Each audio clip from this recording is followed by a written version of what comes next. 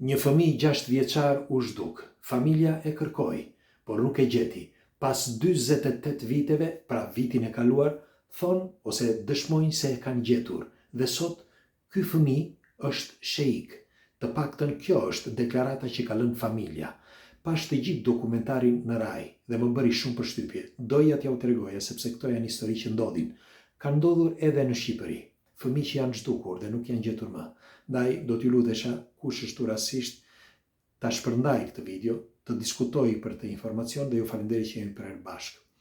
Dhe kush është rastësisht dhe t'i bëj like faqes dhe videos që të shihemi sërish dhe falenderoj shumë, falenderoj që jemi për bashkë. Ishte viti 1977, dëgjojeni me kujdes sepse është vërtet shumë për ta diskutuar në çdo hap që ne do flasim. Ishte viti 1977 dhe Mauro, një djalë 6 vjeçar, po luante përpara shtëpisë, me një fjalë në oborrin për bri. Ishte së bashku me shokët e tij dhe papritmas u zhduk. Pyetën shokët ku është Mauro, nuk e gjetën. Askush nga shokët e tij tha gjë. Ndoshta kishin frikë dhe prindit këtë menduan dhe shkuan tek gjyshja, nuk e gjetën, shkuan tek fëmijët, nuk e gjetën, shkuan gjithandej, nuk e gjetën.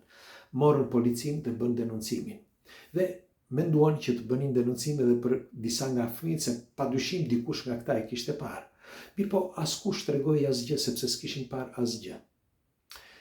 Kaluan ditë, Mauro nuk u gjet, kaluan javë, pastaj vite. Mirpo askush nuk ishte të dhënë. Denoncuan një dyzin me njerëz këta prindrit, sepse ai tha, ati thotë që nuk di as të bëja. Këdo denoncova. Dhe askush nuk u bë përpara që të thoshte që unë pash diçka. Pra askush nuk ishte parë as edhe një gjë. Kishin një dyshim të vogël, një dyshim tek një prind që ai nuk donte të jepte informacione, por ishte pak gjysmak.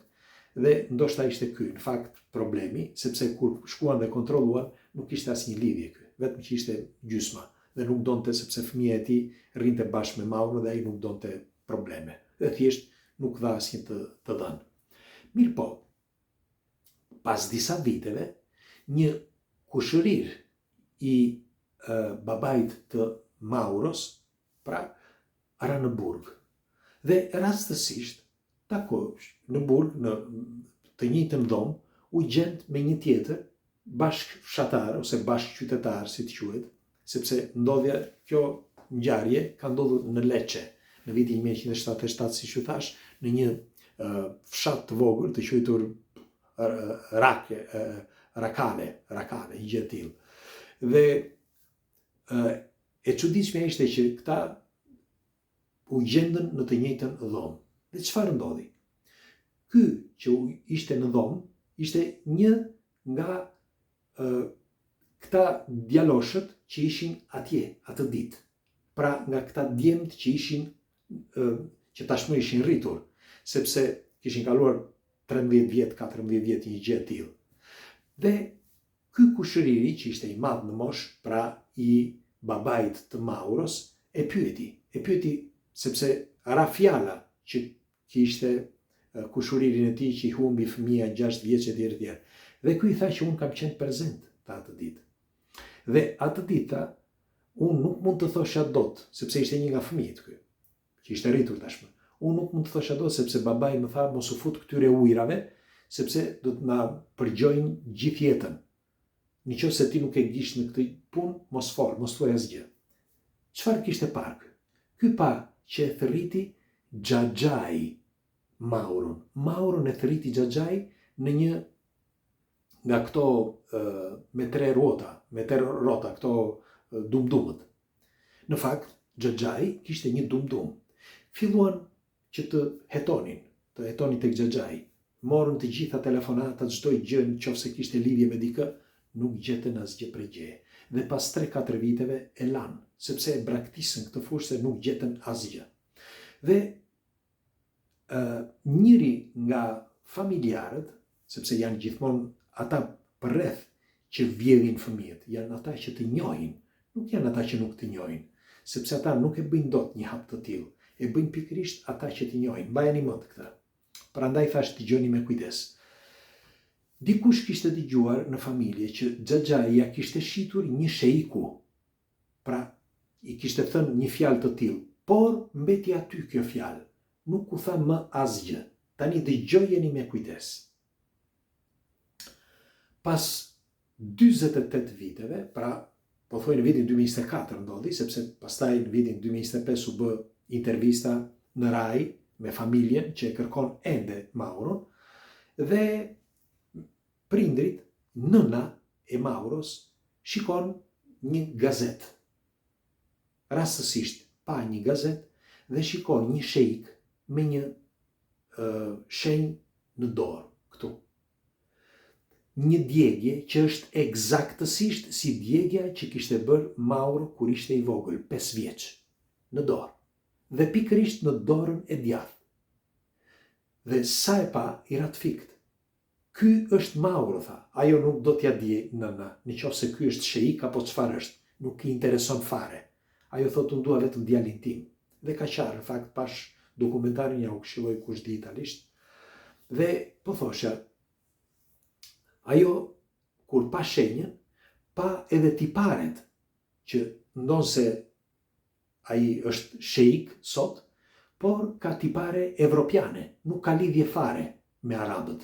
Pra ky djalosh, që sot ky sheiku quhet Muhamed al-Habtur, një gjë e tillë. Dhe ky Muhamed al-Habtur, kur i kërkuan që të bëni, sepse u bë një dokumentar i tërë, u kërkuan edhe shtetit që të bënte një test ADN-je, refuzoi. Nuk tha, për shembull, po mi tha, hajde, ndihmoj, nuk e tha. Po mirë, nuk dua t'ja di fare. Jo, tha, nuk dua që të bëj ADN, testin e ADN-s. Pse? Por prisi sepse nuk mbaron këtu. Pra, pasi doli në televizion dokumentari, kjo pjesëtarja e familjes që kishte dëgjuar për sheikun, që në atë kohë, pra vite më përpara, shkoi tek familja dhe i tha, shiko, unë kam dëgjuar që ai, pra xhaxhai, ja kishte shitur një sheiku, të paktën kështu kam dëgjuar, por ka një problem, sepse xhaxhai ka vdekur tashmë. Ka 5-6 vite që ka vdekur. Dhe nuk mund të gjejnë dot të vërtetën. E vetmja e vërtet është vetëm tek ai sheiku. Në qoftë se ai me të vërtet është italian, me fjalë nga Lecce. Por nuk mbaron këtu, ka akoma. Në vitin 2022-2023, pra kur ndodhi ai problemi pandemisë, që kishte probleme, një italian u bllokua në ato zona. Me fjalë u bllokua në vendet arabe, sepse ishte momenti atëherë që nuk lëviznin këto avionët. Dhe si për 2022.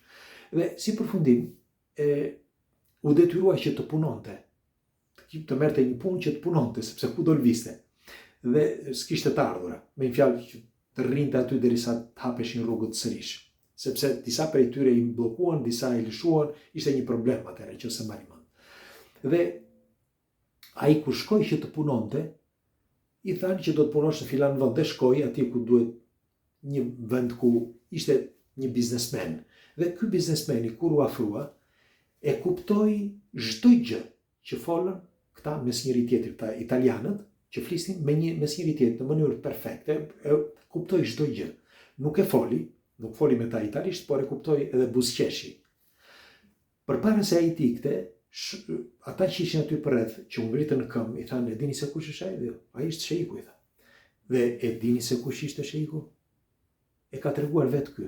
Pra kur u kthye në Itali, që dëgjoi këto intervistat para ca kohësh, këto muaj, e tregoi, jo se u kthye tani, por u kujtua atëherë dhe tha, për mendimin tim, ai është italian.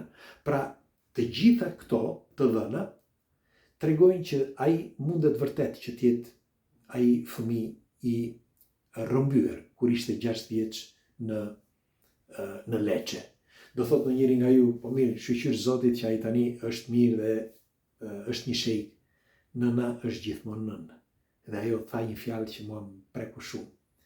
Unë dua vetëm ta shoh përpara se të vdes, pastaj le të vdes.